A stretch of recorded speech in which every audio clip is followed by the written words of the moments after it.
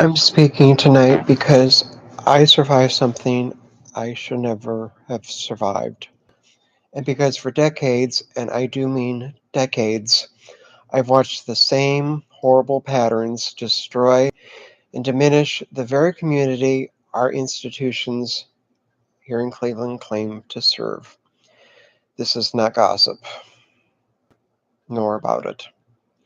This is not about hearsay, nor about it. This this is my lived experience. What's happened to me.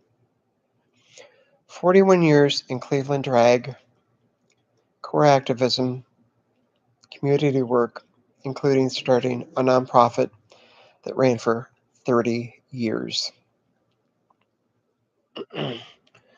41 years watching who gets protected and who gets abandoned, all on a whim.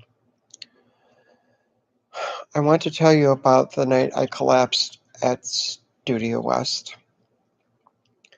I was doing exactly what I was hired to do, making sure the gym walkway was clean, safe, and ready for the night, and then my body gave out, literally. Not dizziness, not a faint. I passed out cold, onto the floor, unconscious. I left Studio West in an ambulance, still unconscious.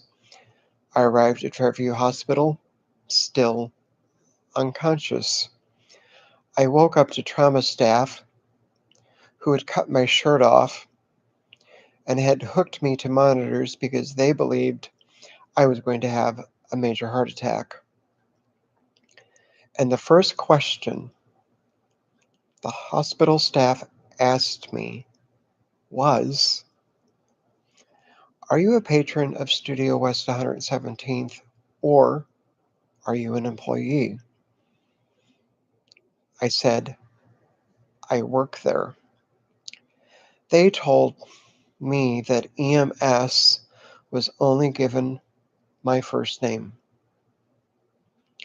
No emergency contact, no medical history, no explanation of what happened, nothing but my first name.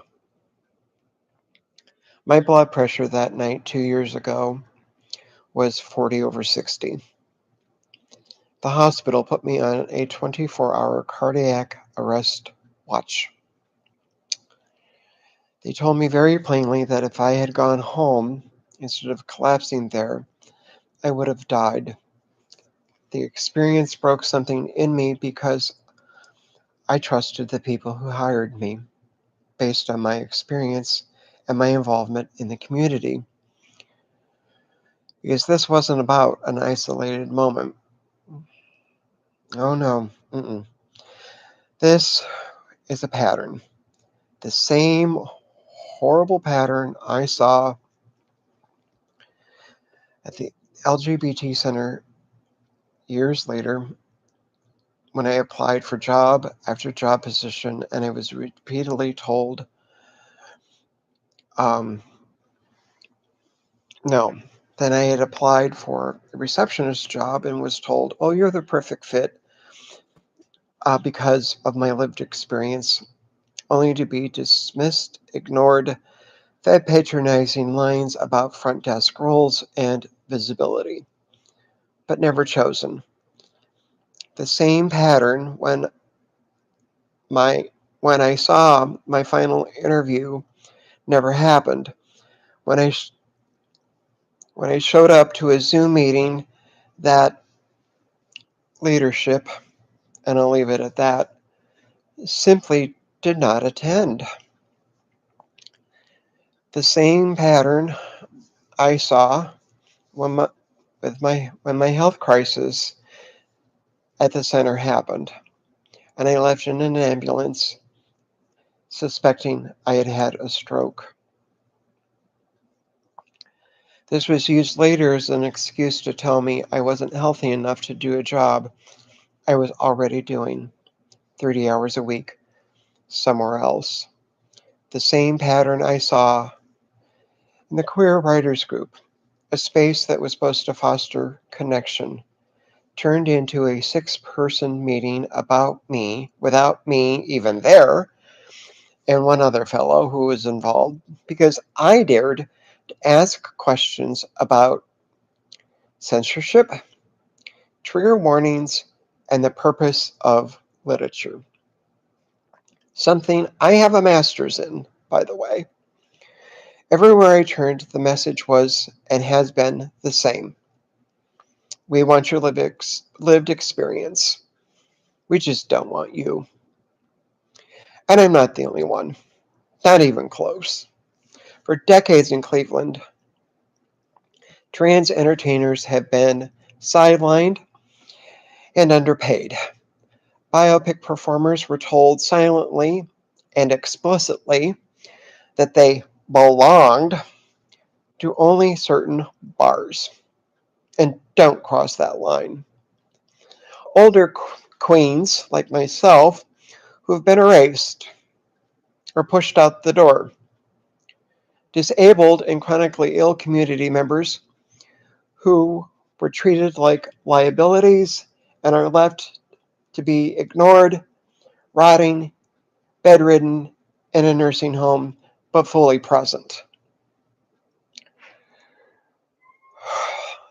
Leadership positions were held by people who answer to no one. Concerns were dismissed, patterns were ignored, trauma was swept under the rug.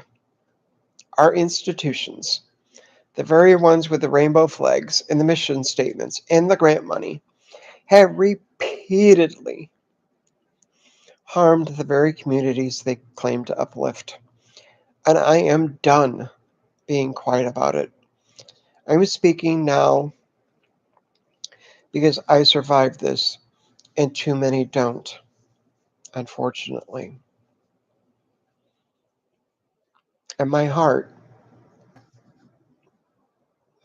goes out to their family and loved ones. This ends with us here and now as a community, and it ends tonight. I, and hopefully we, will not sit in silence 1 second more. You did not get to rewrite what happened to any of us, myself included. I remember everything from 41 years ago to present. We, some of us do remember that way. Others, unfortunately, the memory's selective. However, and this is my rallying cry, and I hope you hear me clearly, I will not, under my watch anymore, watch one more entertainer, not a single one, to be harmed, dismissed, erased, underpaid, or put in danger by the very people who think that their power is unquestionable. Darling, that era, your era of assumed, unchecked power, that era, your era of us, darling, it is tonight, in my opinion, fucking over. End of story. We're done.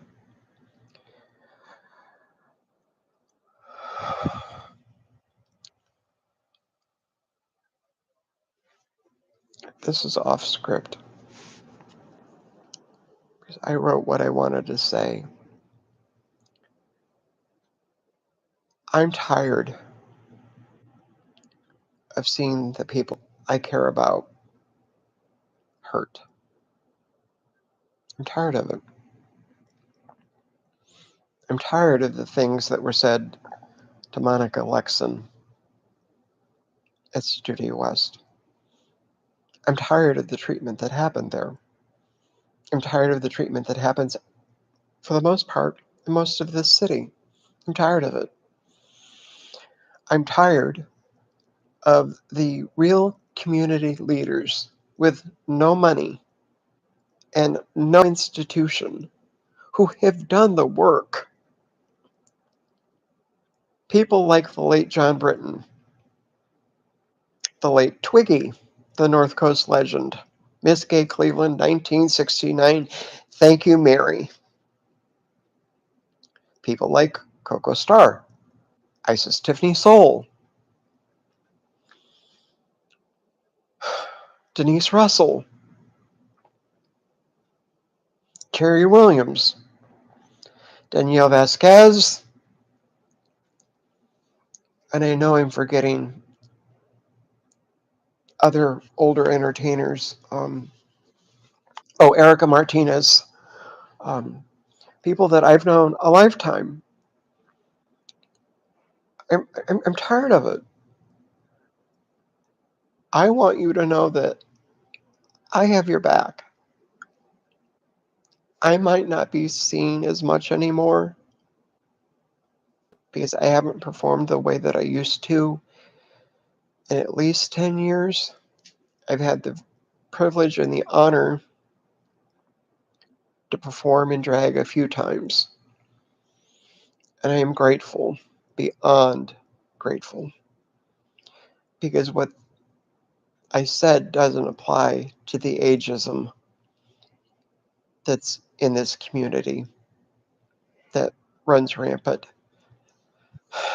That because we're old, we're erased and dismissed and patted on our head and sent on our way. I may not be performing anymore, but by God, I have a platform.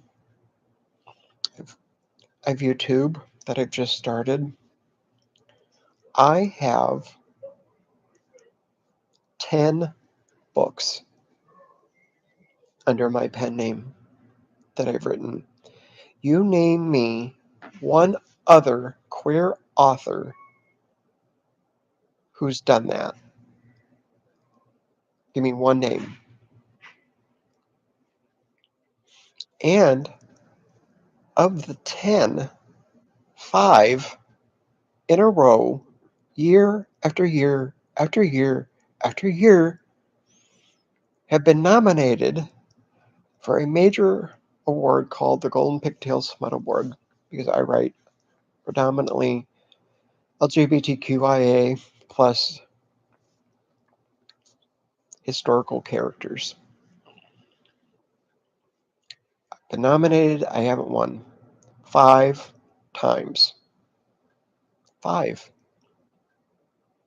Name another author that's done that in the Cleveland area that's queer. I,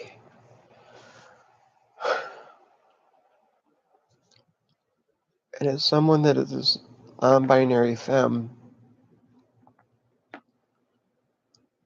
I am tired.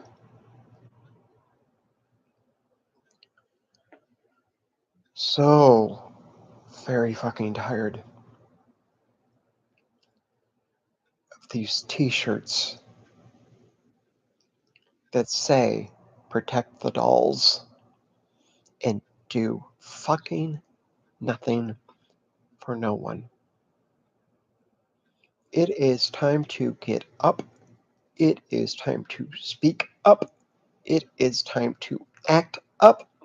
It is time to protest. It is time to pull our support, physical, emotional, spiritual, and financial support Organizations, no matter who they are, gay or straight, that do this. I hope you all have a blessed night, and I hope you take what I've said to heart. Thank you so much.